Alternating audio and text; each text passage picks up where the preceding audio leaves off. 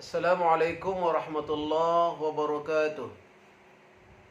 Alhamdulillah wassalatu wassalamu ala Rasulillah wa ala alihi wa ashabihi wa mawala. Wala haula wala quwwata illa billah.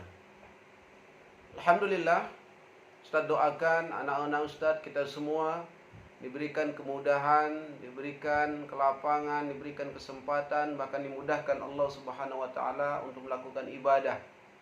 Baik itu ibadah sholat, ibadah puasa, dan terutama aktivitas kita.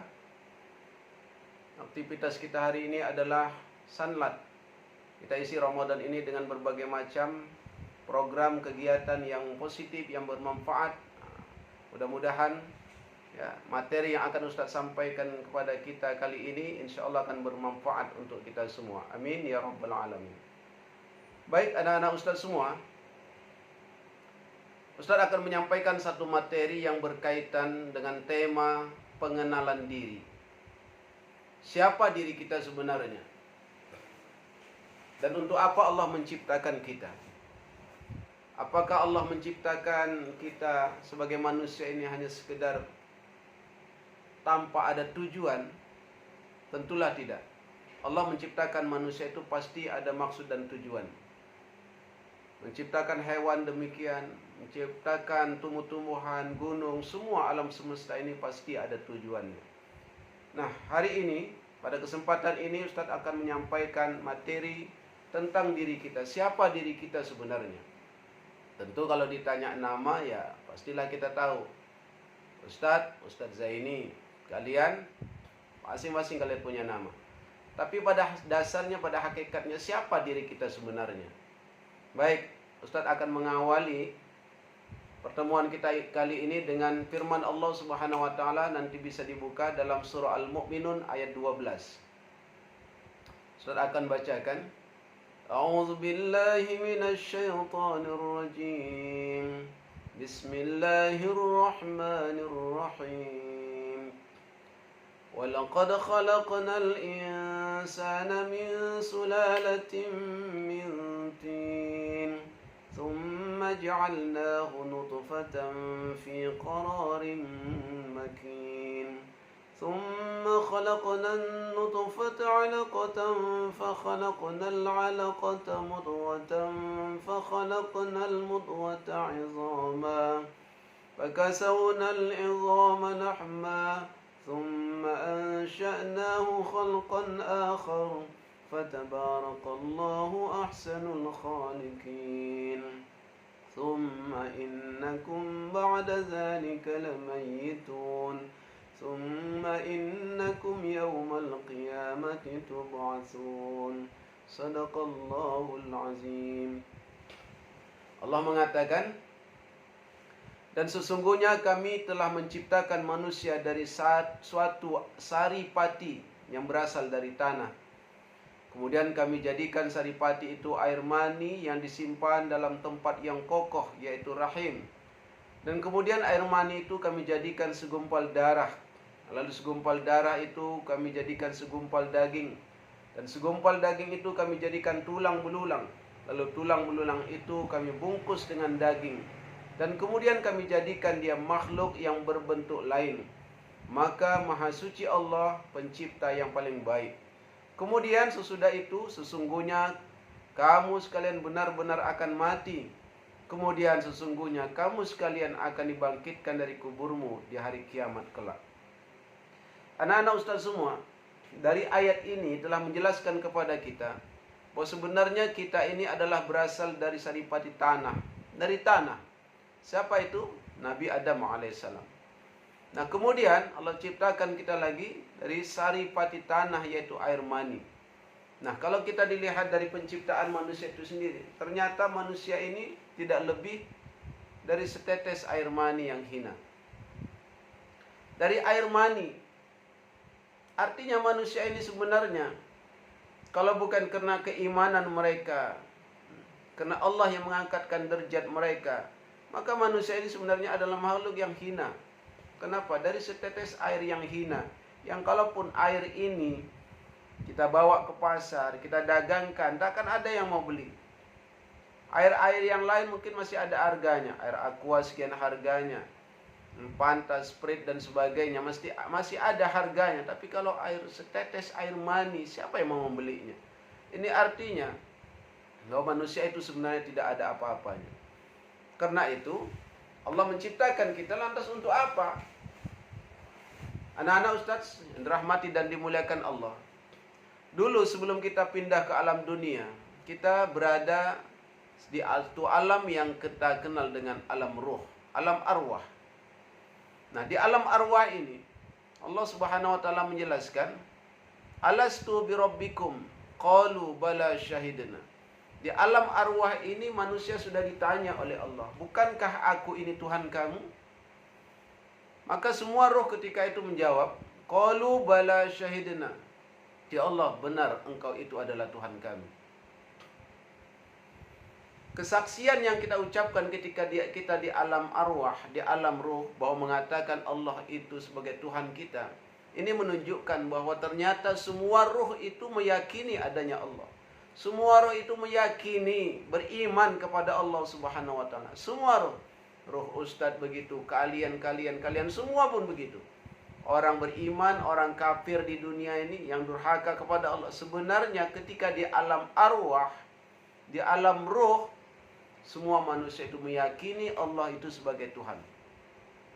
Nah, dari alam arwah, berapa lama kita di sana, wallahu alam, hanya Allah yang tahu. Dan kita berpindah ke alam rahim. Alam rahim, rahim yang artinya pengasih, sayang. Kemudian Allah menjadikan rahim ini satu tempat yang kokoh. Ya. Satu tempat yang kokoh, di mana di alam rahim inilah kita berada tidak kurang dari 9 bulan 10 hari. Di alam rahim. Setelah roh itu, setelah jasad yang masih berbentuk air mani, kemudian 40 hari berikutnya segumpal darah, segumpal daging. Jadi katakan Nabi dalam sebuah hadis dalam kitab Matan Arba'in dikatakan, inna ahadakum yujma'u khalquhu fi batni ummihi arba'ina yawman nutfah. Setiap orang kamu, kata Nabi, berada di dalam rahim ibunya berbentuk air mani. 40 hari pertama itu masih berbentuk air mani. Summa yakunu alaqatan misla zalik, tapi 40 hari berikutnya berubah menjadi segumpal darah. Summa yakunu mudghatan misla zalik, 40 hari berikutnya menjadi segumpal daging. Nah, 40 hari kali 3, 120 hari. Kalau sudah jasad manusia berada di alam rahim itu 120 hari, maka disitulah ditiupkan roh itu. Ditiupkan roh, maka kita akan hidup di dalam perut ibu kita. Berapa lama kita di sana? Insya Allah 9 bulan 10 hari. Tidak kurang dari itu. Setelah itu kita pun dilahirkan ke alam dunia ini. Itu perjalanan hidup kita yang pertama. Dari alam ruh kita masuk ke alam rahim. Kemudian sekarang kita berada di alam dunia. Nah, dari kita bayi di alam dunia, kemudian menjadi kanak-kanak, kemudian tumbuh menjadi remaja, menjadi dewasa, kemudian menjadi tua. Kata Allah, ada sebagian mereka yang Allah panjangkan umurnya sampai tua. Setelah tua, kemudian mereka meninggal dunia. Tapi ada juga yang Allah pendekkan umur mereka, tidak sampai tua. Kanak-kanak ada yang meninggal, remaja ada yang meninggal, dewasa ada yang meninggal. Tergantung batas umur mereka masing-masing. Nah, jadi anak-anak Ustaz, kenapa Allah ciptakan kita di atas dunia ini? Kita sudah tahu diri kita siapa. Ternyata tidak lebih dari setetes air mani yang hina. Nah, lantas kenapa Allah ciptakan kepada kita? Dan kenapa Allah perintahkan kita beribadah kepadanya? Jadi anak-anak Ustaz yang dirahmati dan dimuliakan Allah, pertama, mengapa Allah perintahkan kita untuk beribadah kepadanya? Allah Subhanahu wa taala ada mengatakan dalam surah Al-Baqarah. Dalam surah Al-Baqarah ayat 21. Nah, di sini jelas Allah ingatkan, A'udzubillahi minasyaitonir rajim. Ya ayyuhan nasu ubudu rabbakumul ladzi khalaqakum walladzina min qablikum la'allakum tattaqun. الذي جعل لكم الأرض فراشا والسماء بناء وأنزل من السماء ماء فأخرج به من الثمرات رزقا لكم ولا تجعلوا لله أندادا وأنتم تعلمون. Wahai sekalian manusia, Allah mengatakan, wahai sekalian manusia, beribadahlah kalian kepada Allah. Jadi tujuan Allah menciptakan kita di atas dunia sebenarnya adalah untuk ibadah. Wa ma khalaqtul jinna wal insa illa liya'budun. Tidak kuciptakan jin dan manusia, kata Allah, di atas dunia ini kecuali hanya untuk beribadah saja. Hanya untuk beribadah. Bukan untuk yang lain-lain. Kalau begitu Ustaz, apa nggak perlu kita kerja? Perlu. Kerja itu bukan tujuan hidup kita. Kerja itu adalah keperluan kita. Apa kita nggak perlu rumah? Perlu rumah. Tapi rumah itu bukan tujuan kita. Rumah itu hanya keperluan kita. Kita berkeluarga, kita punya anak, satu saat nanti kita punya pasangan hidup, punya anak, punya keturunan, punya harta dan sebagainya. Itu hanya keperluan hidup, bukan tujuan hidup. Karena itu jangan kita terlena gara-gara keperluan hidup, kita lupa kepada tujuan kita sebenarnya. Ustaz kasih contoh. Ada satu rumah, tiba-tiba didatangi maling. Maling ini yang dia cari, yang dia incar adalah harta, berlian, permata yang ada di rumah itu. Nah, setelah maling itu mendapatkan apa yang dia inginkan, tiba-tiba pemilik rumah terjaga, terbangun. Nah, maling ini pun lari kencang. Kemudian pemilik rumah pun mengejarnya. Saking kencangnya lari si pemilik rumah ini, sampai dia lombai si maling tadi. Dia lombai. Nah, apakah ini benar? Sebenarnya nggak benar. Kenapa? Karena tujuan maling itulah, tujuan pemilik rumah itu lari untuk apa? Pasti untuk mengejar maling. Tapi mengapa maling itu dilewatinya? Padahal dia bisa menangkapnya. Karena lari si pemilik rumah lebih kencang. Inilah tamsilan hidup kita. Berapa banyak hari ini orang yang dikarenakan keperluan hidupnya, dia lupa kepada tujuan hidup yang sebenarnya. Mengapa Allah ciptakan dia di atas dunia ini? Ingat dalam ayat Allah yang lain, innamal hayatud dunya lahu wa la'ib. Kehidupan dunia ini hanya permainan saja, hanya senda gurau saja. Itulah kehidupan dunia, hanya permainan. Harta permainan, pangkat permainan, anak permainan, istri, suami, itu hanya permainan, keluarga permainan semua. Kenapa Allah jadikan permainan itu? Supaya kita tidak terlalu bosan untuk hidup di atas dunia ini. Maka Allah ciptakan permainan-permainan. Padahal kita semua diciptakan adalah untuk beribadah. Nah, tentu ada alasan mengapa Allah Subhanahu wa ta'ala memerintahkan kita ibadah. Coba lihat ayat yang Ustaz bacakan tadi. Ya ayuhan nasu ubudu rabbakumul ladzi khalaqakum walladzina min qablikum la'allakum tattaqun. Wahai sekalian manusia, sembahlah Rabb kamu, sembahlah Tuhanmu. Kenapa ya Allah? Kenapa kami harus menyembah Engkau? Kenapa kita harus menyembah Allah Subhanahu wa ta'ala? Allazi khalaqakum.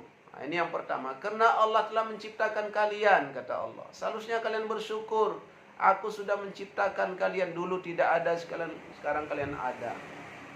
Bersyukur kita kepada Allah sudah menciptakan kita, sudah mengadakan kita, menghidupkan kita tanpa kita memintanya. Nah, sebenarnya dengan alasan ini saja pun kita sudah semestinya beribadah, mengibadahi Allah Subhanahu wa ta'ala. Kenapa? Karena Allah yang sudah menciptakan kita. Dan apalagi alasan berikutnya? Allazi ja'ala lakumul arda firasha was samaa'a binaa'a wa anzala minas samaa'i maa'a. Dan Allah yang menjadikan kamu ini di atas bumi ini. Dan Allah menjadikan bumi ini buat kamu, kata Allah, dalam keadaan terhampar luas. Allah menjadikan bumi ini untuk siapa? Untuk kita hidup. Dan alhamdulillah, luar biasanya begitu banyak planet-planet yang hampir sama dengan bumi, yang mengelilingi matahari. Ternyata Allah berikan bumi ini untuk kita hidup. Dan kita tidak bisa hidup di tempat yang lain. Nggak bisa kita hidup di Jupiter, di planet Saturnus, Merkurius, Venus, dan sebagainya. Kenapa? Karena memang hanya bumi ini yang Allah peruntukkan untuk kita manusia. Semuanya ada di bumi. Kebutuhan kita semua ada di bumi. Ada air, tak terhitung banyaknya. Ada tumbuhan untuk kita, tak terhitung banyaknya. Ada hewan-hewan untuk kita, ada lautan, ada makanan, semua lengkap di atas dunia. Bahkan ada udara. Coba kita lihat di planet-planet yang lain. Planet-planet yang lain itu tidak sama dengan bumi. Ya. Di sana tidak ada air, di sana tidak ada udara, di sana tidak ada hewan, tidak ada tumbuhan. Nah, mengapa Allah ciptakan bumi ini begitu komplit? Karena memang Allah sudah persiapkan bahwa manusia kelak akan ditempatkan di bumi.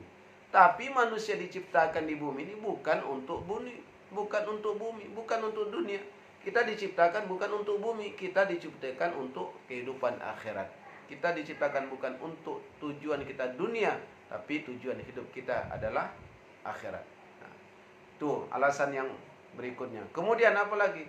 Wa anzala was samaa binaa, dan langit. Langit yang berdiri kokoh tanpa tiang. Allah ciptakan langit yang begitu luar biasa. Ada 7 lapis langit. Yang kalau kita menatap ke atas langit itu, maka kita akan melihat bagaimana bintang-bintang indah luar biasa. Itu juga Allah berikan adalah untuk manusia. Kemudian apa lagi? Wa anzala minas sama'i ma'a, Allah turunkan air hujan buat kita. Bayangkan, dalam penelitian, setiap detik bumi ini membutuhkan air hujan itu setiap detiknya tidak kurang 18 juta ton. 18 juta ton setiap detiknya bumi ini membutuhkan air. Begitu luar biasanya Allah turunkan air hujan buat kita. Untuk apa? Untuk kepentingan kita. Nah, untuk kepentingan manusia. Maka sekali lagi, manusia diciptakan bukan untuk bumi, tapi manusia diciptakan untuk ibadah. Kenapa? Ada kehidupan kita yang sesungguhnya nanti. Di mana? Alam akhirat. Di surganya Allah Subhanahu wa taala. Jadi bumi ini hanya kehidupan kita yang sementara. Kehidupan kita yang sesungguhnya adalah di negeri akhirat. Nabi Adam alaihissalam dulu di surga, tapi karena melakukan kesalahan Allah pindahkan ke dunia. Tapi satu saat kita akan kembali lagi ke surga. Kenapa? Karena tujuan hidup kita adalah akhirat. Nah, kemudian di akhir ayat itu Allah katakan, fala taj'alu lillahi andada wa antum ta'lamun. Jangan kamu jadikan Allah itu sebagai tandingan kamu. Artinya apa? Jangan kita jadikan harta ini sebagai tandingan Allah, sehingga kita lupa kepada Allah tapi sibuk kita cari harta. Jangan jabatan kita jadikan tandingan Allah, sehingga kita sibuk mencari jabatan, lupa kita beribadah kepada Allah Subhanahu wa taala. Sekali lagi, akhir materi yang Ustaz sampaikan ini, sadarilah diri kita. Siapa kita sebenarnya? Jangan pernah kita bersombong dan menyombongkan diri sehingga kita tidak mau beribadah, mengibadahi Allah Subhanahu wa taala. Tidak mau sholat, tidak mau puasa, tidak mau ibadah-ibadah yang lain. Kita merasa bahwa kita akan kekal hidup selamanya. Anak-anak Ustaz yang Ustaz cintai, kita hidup di dunia ini hanya sementara dan kita akan kelak kembali kepada Allah Subhanahu wa taala. Karena itu lakukan yang terbaik yang kita mampu hari ini. Siapapun kita sebagai seorang anak, jadikan kita sebagai anak yang terbaik buat orang tua kita, khususnya buat Allah Subhanahu wa taala. Oke, ini saja materi yang Ustaz sampaikan. Insyaallah nanti akan dilanjutkan oleh Ustaz Khairuddin. Mudah-mudahan ada manfaatnya. Terima kasih atas segala perhatian. Mohon maaf atas segala kekurangan. Wassalamualaikum warahmatullahi wabarakatuh.